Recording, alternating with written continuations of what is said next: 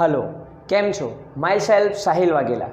છેલ્લે આપણે આ જ ચેનલના માધ્યમથી ધોરણ 10 ચેપ્ટર નંબર 15 સંભાવના ભણવા માટે ભેગા થયા હતા.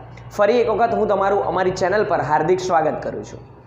વધારે વાત ન કરતાં આપણે સીધા ટોપિક ઉપર આવીએ. એટલે કે લાસ્ટ વિડીયોની અંદર આપણે વાત કરી હતી કે કેટલીક સંભાવનાને લગતી પ્રાયોગિક વાત, એટલે કે કેટલાક પ્રયોગોની વાત આપણે કરી હતી, કેટલીક વ્યાખ્યાઓ આપણે જોઈ હતી અને કેટલાક બેઝિક સૂત્ર આપણે જોયા હતા. આ વિડીયોની અંદર આપણે કેટલાક ઉદાહરણો જે બુકની અંદર આપેલા છે તે ભણવા માટે આપણે જઈ રહ્યા છીએ. ફરી એક વખત આપણે સંભાવનાનું સૂત્ર રિવિઝન કરી લઈએ. સંભાવનાના સૂત્ર, બેઝિક સૂત્ર જે હતું તે શું હતું તે આપણે જોઈએ. તો કે કોઈ પણ ઘટના છે, કોઈ પણ ઘટના થઈ રહી છે તો હું તેને P of A તરીકે લઉં છું. માની લો કે ઘટના બી થઈ રહી છે તો હું એને P of B તરીકે લઈશ. તો કોઈ પણ ઘટના માટે સંભાવનાનું સૂત્ર શું હોઈ શકે? તો તે ઘટના થવા માટેના સાનુકૂળ તમામ પરિણામો ઉપર આવશે અને છેદમાં શક્ય તમામ પરિણામ, એટલે કે છેદમાં ટોટલ પરિણામ હશે અને ઉપર એટલે કે અંશમાં એ ઘટનાને લગતા સાનુકૂળ પરિણામ હશે. આ એક આપણે છેલ્લા વિડીયોમાં વાત કરી હતી. ઉદાહરણ નંબર 1ની વાત કરીએ તો ઉદાહરણ નંબર 1ની રકમ તમને સ્ક્રીન ઉપર દેખાતી હશે. ઉદાહરણ નંબર 1ની વાત કરીએ તો ઉદાહરણ નંબર 1માં એવું કહેવામાં આવે છે કે એક સિક્કાને ઉછાળવામાં આવે તો H પડે એટલે કે છાપ પડે તેની સંભાવના શોધો અને કાંટો પડે તેની સંભાવના શોધો. H એટલે આપણને ખ્યાલ છે કે સિક્કાની બે બાજુ હોય છે, H અને T. હવે પહેલી ઘટનાની વાત કરી, એટલે કે આપણને H શોધવાની સંભાવનાની વાત કરી છે. તો H શોધવા માટે આપણને ખ્યાલ છે કે સિક્કાની બે બાજુમાંથી એક H હોય છે. તો એક H ક્યારે પડી શકે, એટલે કે કેટલી વાર પડી શકે? તો એક વખત ઉછાળો તો કદાચ H પડી શકે અને કદાચ T પડી શકે. તો આપણે H શોધવું છે તો H એક વાર પડી શકે. તો મેં લખ્યું છે P of A, ઘટના એને ધારી લીધી છે P of A. તો H કેટલી વાર પડી શકે? તો કે એક વાર પડી શકે. તો ઉપર આવશે 1 અને છેદમાં એટલે કે H અને T એટલે કે તમામ શક્ય પરિણામ, તો કે બે શક્ય પરિણામ આપણને સિક્કા માટે મળે. તો મેં નીચે લખી દીધા છે 2. આમ P of A ની સંભાવના 1/2. એ જ રીતે કાંટો કેટલી વાર પડી શકે? તો એક વાર પડી શકે. તો ઘટના B, મેં P of B નામ આપી દીધું છે. તો P of B ની સંભાવના આપણને કાંટા તરીકે શોધીએ તો કાંટો 1 મળે અને શક્ય તમામ પરિણામ આપણને 2 મળે છે. એટલે પહેલા નંબરનો દાખલો આપણે એકદમ સરળતાથી આપણે શોધી શકીએ છીએ. ઉદાહરણ નંબર 2ની વાત કરીએ. ઉદાહરણ નંબર 2 આપણે જોઈએ તો ઉદાહરણ નંબર 2ની રકમ તમને સ્ક્રીન ઉપર દેખાતી હશે.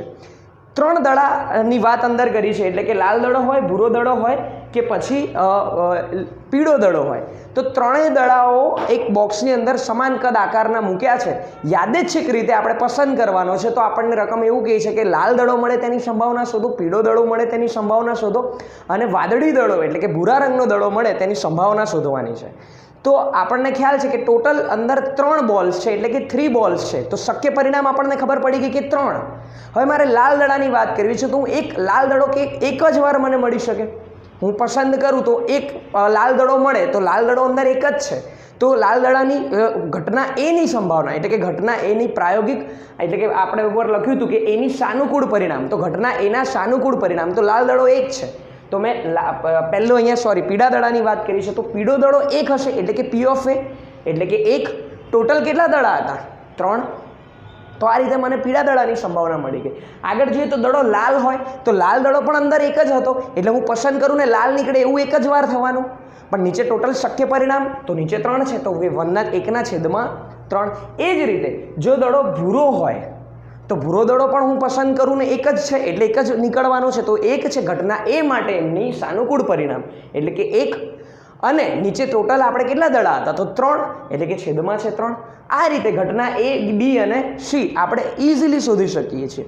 અહીંયા એક વાત ધ્યાન રાખવાની છે કે આપણને જે તમામ ઘટનાઓની સંભાવના મળી છે તેનો સરવાળો આપણે કરીએ તો 0.99 એટલે આપણે 1 ધારી શકીએ છીએ કે તમામ પ્રાયોગિક ઘટનાનો સરવાળો આપણને 1 મળે છે.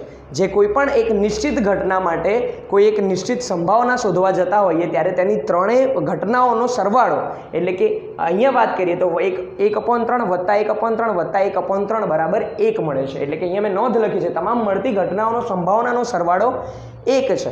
આગળ પણ આમાં પણ પહેલા નંબરના એક્ઝામ્પલમાં પણ 1/3 અપોન 1/3 આપણને 1 મળી શકે છે. આ જ રીતે બહુ સરળ છે. આપણે ત્રીજા નંબરનો દાખલો જોઈએ એટલે કે ઉદાહરણ નંબર 3 જોઈએ. તો ઉદાહરણ નંબર 3માં કંઈક એવી વાત કરી છે કે એક પાસો ઉછાળવામાં આવે. હવે આપણે પાસાથી રમ્યા જ છીએ. પાસાની અંદર 1 2 3 4 5 અને 6 આવી રીતે 6 અંક અલગ અલગ જગ્યાએ ઉપર અલગ અલગ સાઈડ ઉપર પાસાની 6 બાજુ ઉપર આપણને મળ્યા હોય છે. તો મેં અહીંયા લખ્યું જ છે કે પાસાની અંદર 6 અલગ અલગ અંકો લખેલા હોય છે, 6 એ 6 સપાટી ઉપર. હવે ઘટના એ શું કીધી છે, એક્ઝામ્પલ અંદર મૂક્યું છે, શેની ઘટના આપણે શોધવાની છે, તો કે 4થી મોટી સંખ્યા મળે, 4થી મોટી સંખ્યા મળે તેની ઘટનાની સંભાવના શોધવાની છે. તો P of A, અહીંયા હું સૂત્ર ઉપર ફરીથી આવી છું, તો P of A એટલે કે A ને સાનુકૂળ પરિણામ. તો અહીંયા મારે 4થી મોટી સંખ્યાને સાનુકૂળ પરિણામ હું જોઉં. તો 4થી મોટી સંખ્યાને કઈ કઈ છે, 5 અને 6, એટલે કે કેટલી સંખ્યાઓ છે, 2 સંખ્યાઓ છે, એટલે કે મેં લખી દીધું 2. શક્ય પરિણામ કેટલા છે, તો કે 6, એટલે કે 2/6 બરાબર 1/3. એ જ રીતે આપણે જોઈએ તો ઘટના બી કેવી કીધી છે કે 4 કે 4થી નાની હોય, 4 કે 4થી નાની સંખ્યા મળે. તો આપણે 4 ઇન્ક્લુડ કરવાનું છે, 4 કે 4થી નાની. તો કેટલી છે ટોટલ સંખ્યા, 1 2 3 4. સૂત્ર ઉપર જો A ને સાનુકૂળ પરિણામ, તો અહીંયા હું B ને સાનુકૂળ પરિણામ, 4 કે 4થી નાની સંખ્યા કેટલી છે, 1 2 3 અને 4. તો 4 અને ટોટલ શક્ય પરિણામ કેટલા છે, એટલે કે 6. તો 4/6 એટલે કે 2/3 છેદ ઉડાડતા આપણને મળે છે. નોંધ, 4થી મોટી નહીં એટલે કે 4થી નાની બંને એક જ કહેવાય. એટલે કે હું એવો શબ્દ વાપરું કે 4થી મોટી નહીં, એનો મતલબ ઇનડાયરેક્ટલી એવો જ છે કે 4થી નાની, એટલે કે બંને એક જ છે. બુકની અંદર એક વાત કરી છે કે P of A વત્તા P of A બાર, એના ઉપર લાઈન હોય તેને આપણે એવું વાંચી શકીએ છીએ A બાર, એટલે કે 4 અથવા 4 નહીં, એટલે કે મોટી નહીં, એને આપણે P of E બાર વડે, અહીંયા મેં ઘટના E ની વાત કરી છે એટલે E બાર, ઘટના A, હું હવે ઘટના A ની વાત કરું છું, તો કે P of A બરાબર ઘટના A છે. પણ A બારનો મતલબ શું થાય કે A નહીં, એટલે કે A સિવાયની, એટલે કે A અને A બાર બંને એકબીજાની પૂરક ઘટના કહેવાય છે. બુકની અંદર આ વાત આપણે આવી છે. તો દરેક પૂરક ઘટનાનો સરવાળો આપણને 1 મળે છે. આ વસ્તુ પણ આપણે ધ્યાનમાં લેવાની છે. આગળ આપણે બીજા કેટલાક ઉદાહરણોની વાત કરીએ. બુકનું ઉદાહરણ નંબર 9 આપણે હવે જોવા જઈએ છીએ. ઉદાહરણ નંબર 9ની રકમ તમને સ્ક્રીન ઉપર દેખાતી હશે. 2 સિક્કાઓને ઉછાળવાની વાત કરી છે, એટલે કે એક સિક્કાની સંભાવનાનો પહેલો દાખલો આપણે જોયો કે તેની અંદર આપણને 2 ઘટના મળે, કાં તો છાપ મળે કાં તો આપણને કાંટો મળે, એટલે કે H અને T મળે. હવે 2 સિક્કાઓ ઉછાળવાના છે, એટલે કે એક સિક્કામાં તો આપણને H અને T મળતું હતું, બીજા સિક્કામાં પણ H અને T મળશે. તો બંને સિક્કાઓને ઉછાળવાથી મળતા પરિણામોની સંખ્યા આપણે શોધવી પડશે, કેમ કે આપણે છેદમાં તો એ જ મૂકવાના છીએ. તો આપણે શું કરીશું, 2 × n 2/n એવું સૂત્ર હોય છે એનું, પણ આપણે સૂત્ર કરતાં પહેલાં આપણે એનો કોન્સેપ્ટ સમજીએ કે કોન્સેપ્ટ શું કહેવા માંગે છે. તો આ એક સિક્કો ઉછાળ્યો અને આ બીજો સિક્કો ઉછાળ્યો, તો બંનેના આપણે શક્ય પરિણામ શોધવા માટે ગુણાકાર કરીશું, એટલે કે પહેલા H નો ગુણાકાર આ બંને સાથે, એટલે કે H અને H નો ફરીથી T સાથે, એટલે કે HT. એ જ રીતે T નો ગુણાકાર TH અને એ જ રીતે T × T, એટલે કે એક સિક્કા ઉપર H આવ્યો હોય તો સામે બીજા ઉપર H આવ્યો હોય, અથવા એક ઉપર H આવ્યો તો સામે બીજા ઉપર T આવ્યો હોય. એટલે કે એક ઉપર પહેલાં કાંટો મળ્યો હોય પછી છાપ મળી હોય, પહેલાં કાંટો મળ્યો હોય બંને ફરીથી કાંટો મળ્યો, એમ ટોટલ 4 શક્ય પરિણામ છે. હવે આપણને અંદર શું કીધું છે, ઓછામાં ઓછી ઘટના એવી શોધો કે ઓછામાં ઓછી એક વખત તો છાપ હોય જ, એટલે કે એક વખત તો H મળે જ. તો આપણે શક્ય પરિણામોમાં જોવાનું કે ઓછામાં ઓછી એક વખત, એટલે એક કરતાં વધારે હોય તો ચાલે, ઓકે આમાં 2 વાર મળે છે, ઓકે પહેલું પરિણામ. આમાં 1 વાર તો છે જ, ઓકે આ પણ આમાં 1 વાર તો છે જ, એટલે કે મળતા ચોથા નંબરનામાં નથી દેખાતું કેમ કે બંને કાંટા છે. એટલે કે આપણી વાત એવી હતી કે એક જ વાર, ઓછામાં ઓછું 1 વાર તો આપણને છાપ મળવી જ જોઈએ. તો એવા 3 આપણને પરિણામ મળે છે, અને છેદમાં આપણે શું હતું કે ટોટલ પરિણામ, એટલે કે ઘટના એની સંભાવના શક્ય પરિણામ આપણને 3 મળ્યા અને આપણને ટોટલ શક્ય પરિણામ 4 મળ્યા. ઘટના એ માટેના પરિણામ આપણને 3 મળ્યા અને છેદમાં એના ટોટલ પરિણામ એટલે કે 4, એટલે કે આની સંભાવના, ઘટના એની સંભાવના 3/4 થાય. આ જ રીતે બુકની અંદર એક હજી એક્ઝામ્પલ આપ્યું છે પાસા માટે. તો પાસાની વાત કરીએ આપણે. અગાઉ એક દાખલો જોયો પાસા માટે, તો જેની અંદર પાસાની અંદર આપણને 6 અલગ અલગ પાસાની બાજુ હોય છે, તેના ઉપર 6 અલગ અલગ અંકિત કરેલા હોય છે, એટલે કે 1 2 3 4 5 6 સુધીના આપણને મળી શકે. તો હવે 2 પાસા ઉછાળવાના છે, તો મેં 2 પાસાના શક્ય પરિણામ લખ્યા છે. તમને સ્ક્રીન ઉપર દેખાતું હશે કે શક્ય પરિણામો કઈ રીતે આપણે લખી શકીએ. તો આ પહેલા પાસાની વાત થઈ ગઈ, એટલે કે 1 મળી શકે, 2 મળી શકે, 3 4 5 અને 6. એ જ રીતે બીજા પાસામાં આપણને 1 2 3 4 5 અને 6. હવે આ પાસાના શક્ય પરિણામ કઈ રીતે લખ્યા છે, તો કાં પહેલાં એક પાસો ઉછાળે તો પહેલાં તો 1 મળવાનું, પણ સામે તમને 1 મળી શકે, અથવા તમને 2 મળી શકે, 3 મળી શકે, 4 મળી શકે, 5 મળી શકે, 6 મળી શકે. એ જ રીતે તમને 2 મળે દરેક વખતે 2 મળે તો સામે બીજા પાસામાં તમને 1 2 3 4 5 6 માંથી મળી શકે છે. તો ટોટલ આવી રીતે 36 પરિણામ થાય. અને આ લખવું ખૂબ સરળ છે.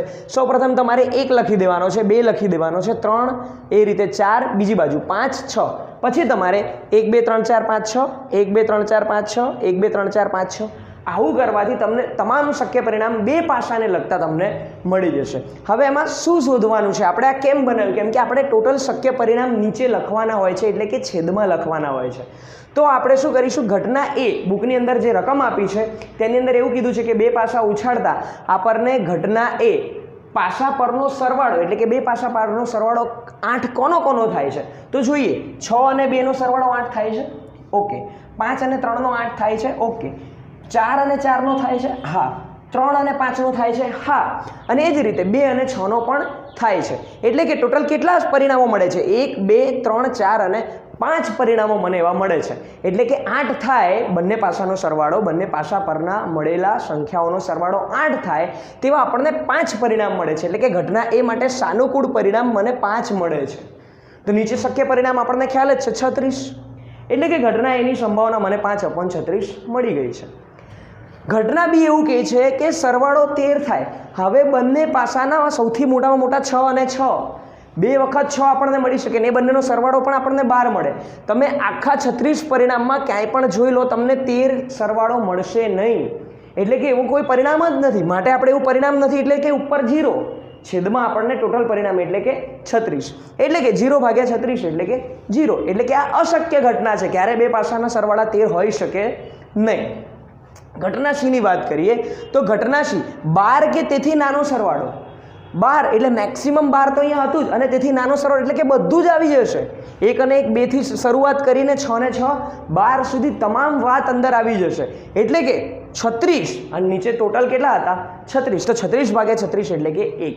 એટલે કે 12 કે તેથી નાના સરવાળામાં મળતી સંભાવનાનો સરવાળો 1 છે. એટલે કંઈક તો મળવાનું જ છે ભાઈ.